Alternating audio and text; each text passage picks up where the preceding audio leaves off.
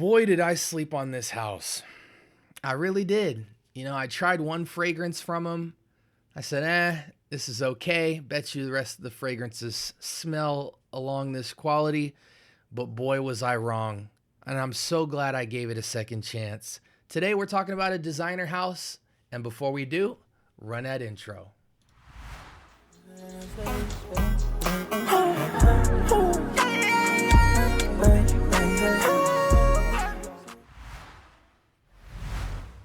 All right, fellas, what's going on today?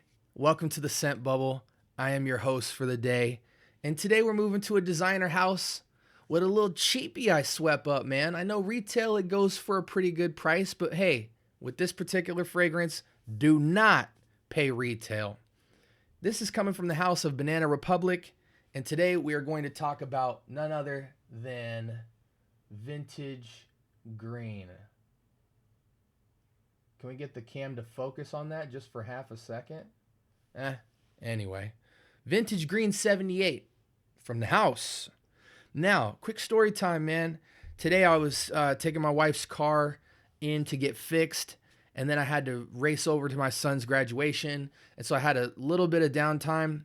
So since I was on the other side of town, I had to, run through my little discounter store run with a little bit of the spare time I had.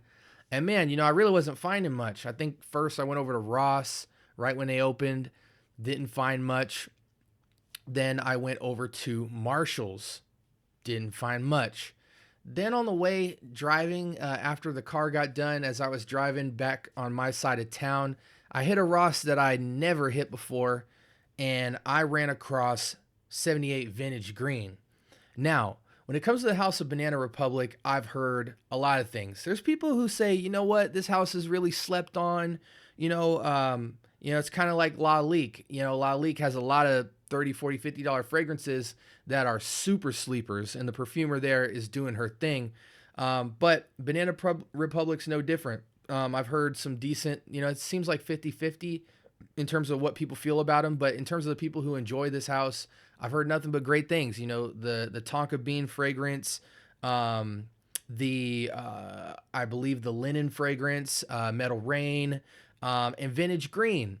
Now, I first got introduced to the house because I came across the Tonka bean, I think it's tobacco and Tonka bean, if I'm not mistaken. I heard somebody do a review and they said in their top two, I think might have even been their top fragrance, was the tobacco. Actually, is it vanilla? I want to make sure I'm getting this right. Tonka Bean Banana Republic. I hate when I speak on something and I go back and look and I was like, man, you were wrong. Tobacco and Tonka Bean, yes. So I heard somebody putting that in their top one when they were rating Banana Republic fragrances. And you know what? I almost pulled the trigger on it because there's been a couple times at discounters I've seen it. So glad I didn't, man, because when I got that sample, when that sample came in, it wasn't for me, man. I felt like it was just a little too, I don't know if the word's synthetic, but in terms of that like sweetness, that velvety sweetness, it was just too much for me, man. It was too sweet. It was a beast mode fragrance, man. I just couldn't get it off my skin or out of the room. And it wasn't desirable enough for me to want it to be beast mode, to be honest with you. Now, I'm going to just throw this out there. I'm 35 right now. So, I don't like super sweet fragrances unless it's a scent profile that I'm really rocking with. Then I don't mind sweet. But generally speaking, like 70-80% of the super sweet fragrances out there, as I get older in life, I don't like super sweet. I like a little bit of sweet with some class or some complexity.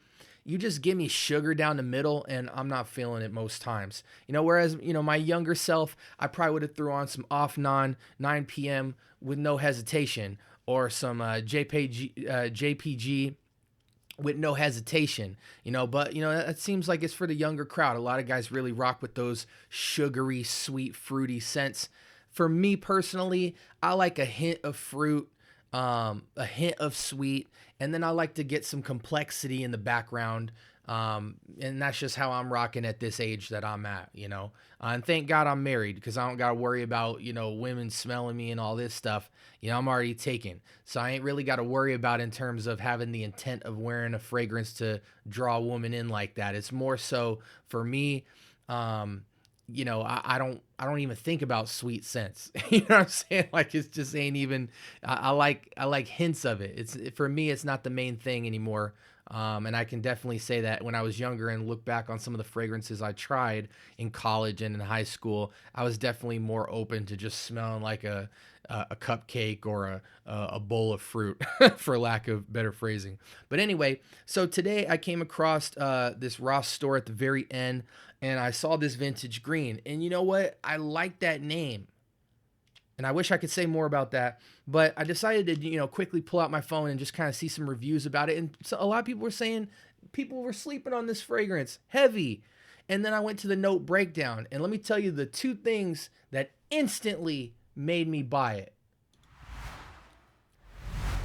Taking a look at this Fragrantica chart. Now, this can be a double-edged sword because the fragrance don't always be wafting the way you imagine it when you look at this pyramid chart. But there were two notes that immediately caught my eye. When I looked at the top, I said, okay, green and citrus. Whoop-de-doo. That's every freshy under the sun. But then I saw that green tea and that fig, and I said to myself, you know what? I don't have a fragrance with fig in it. I don't have a fragrance with green tea in it.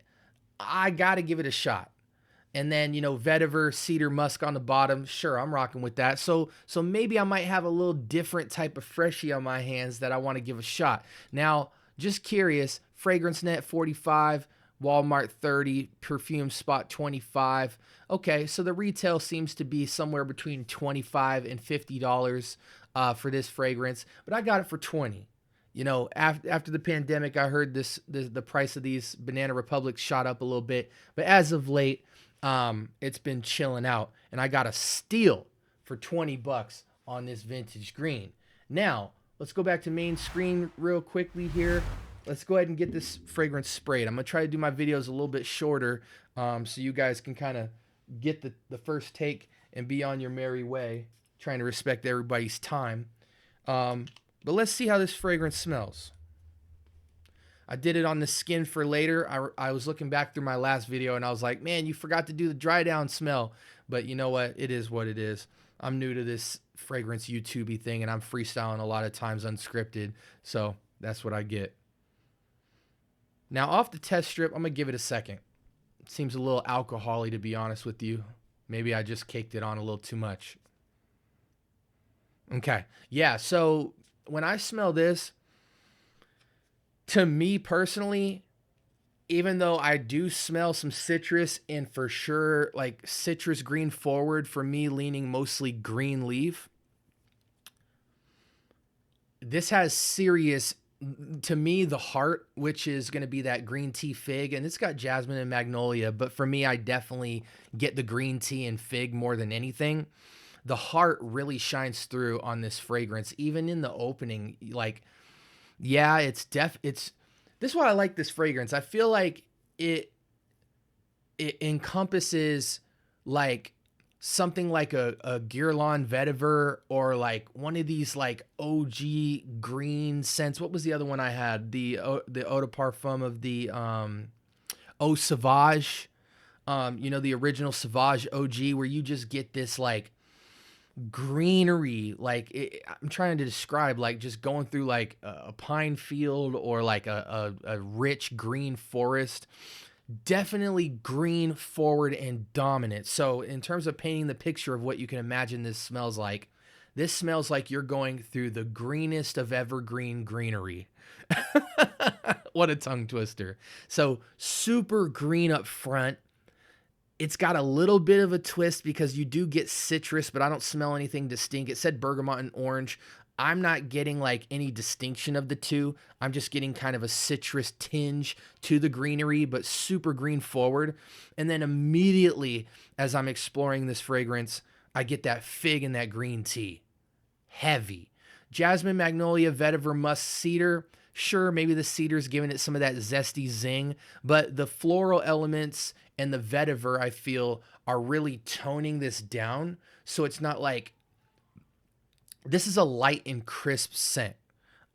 To me, I imagine the scent bubble being decent, but this isn't a heavy projector.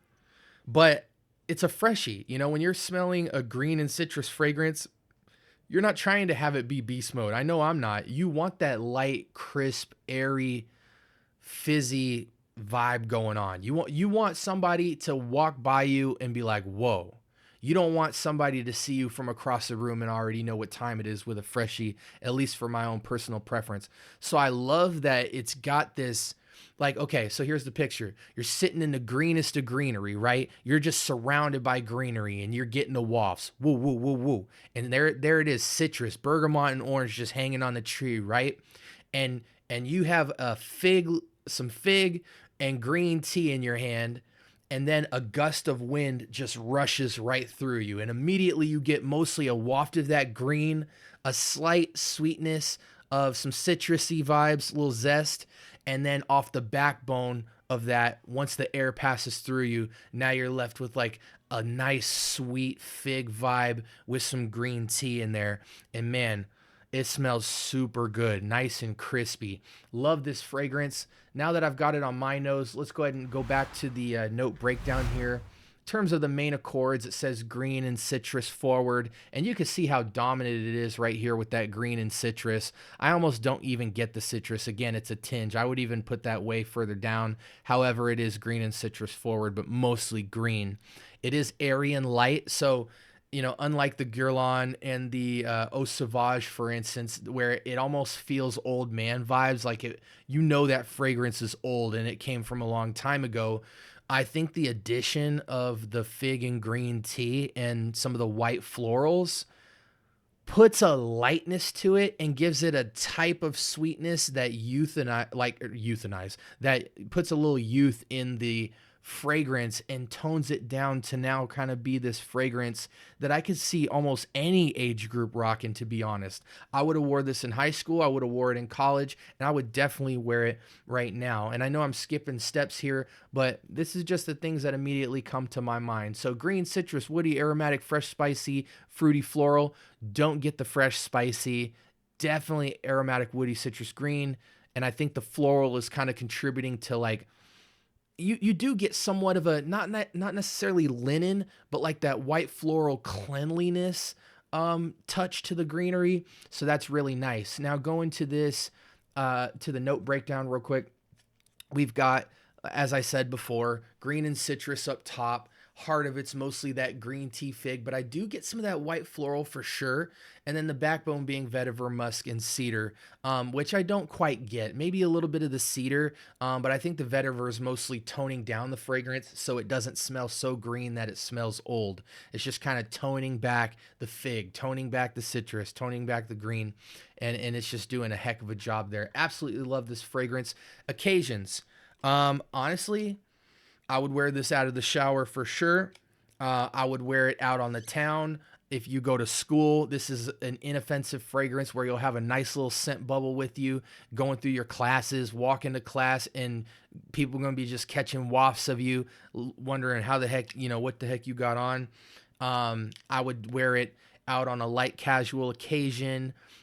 This is not a suit and tie fragrance. It's so light that I feel like the only way you could rock this on a date night is if you're a super young guy, because it's just so light and crisp. I feel like as somebody 25 and up rocking this on a date, they might get the sense that you have a cheap fragrance on just because of the lack of like density and complexity. Like it has complexity, but normally when people are wearing something out on a romantic evening or like a formal event or something, the complexity typically has to have a lot more charm, a lot more diversity of notes in terms of the blend, and also needs to have a sort of maturity to it. And this definitely doesn't have a maturity to it. It's classy, but again, too light for those occasions. But I definitely think it's a multi-occasion use. You can wear this every day, almost every reason, any season type vibes. And you could definitely, if you're going to a pool party, a bar, out on the beach, you're in Cali, you're doing vacation vibes, this is definitely going to be a multi-occasion use. I'm wondering why there we go. My webcam frame always disappears for some reason, and I don't notice because it's on my second monitor. So yeah, there's the occasions for that. Projection, longevity, and age. We just covered the age range. I think any age can wear it, but again, make sure you're picking it for the right occasions. Needs to be super casual, something light, but definitely versatile in that regard. Um, yeah, I think this is an ageless fragrance. Projection is decent. I'm gonna be honest, if I'm going out and about and running errands, I'm doing 10 sprays minimum. 10 sprays minimum because it's so light, and I might even bring a decant to re-pop that back off. If you're trying to be super inoffensive or whatever, I think 6 to 8 is going to be your bare minimum with this, because again, you do get a nice scent bubble and a little bit of sillage. But as far as longevity is concerned, I do detect that this is a fragrance that you're going to need to have a decant around, or you're going to need to just go beast mode with your sprays, hit it for 10 to 12 every direction, and then just hope for the best and know that around the afternoon time you're going to be smelling kind of light. But that's what type of fragrance this is, and I'm willing to rock with that. Finally, on the dry down, I'm gonna be honest. I feel like it's got a lot of the same curb appeal, or a lot of the same scent profile as the curb appeal. That, like, there's nothing really missing here. I still get the white floral. I still get the sweetness of the fig and the green tea vibes, and it's still, the green and the citrus have kind of taken a back seat now, and it's mostly like a fig green tea forward fragrance for me.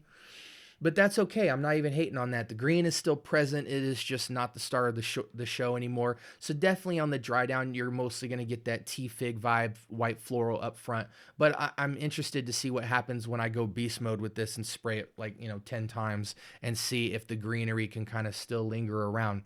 Lastly, guys, I know we're hitting the 15-minute mark here.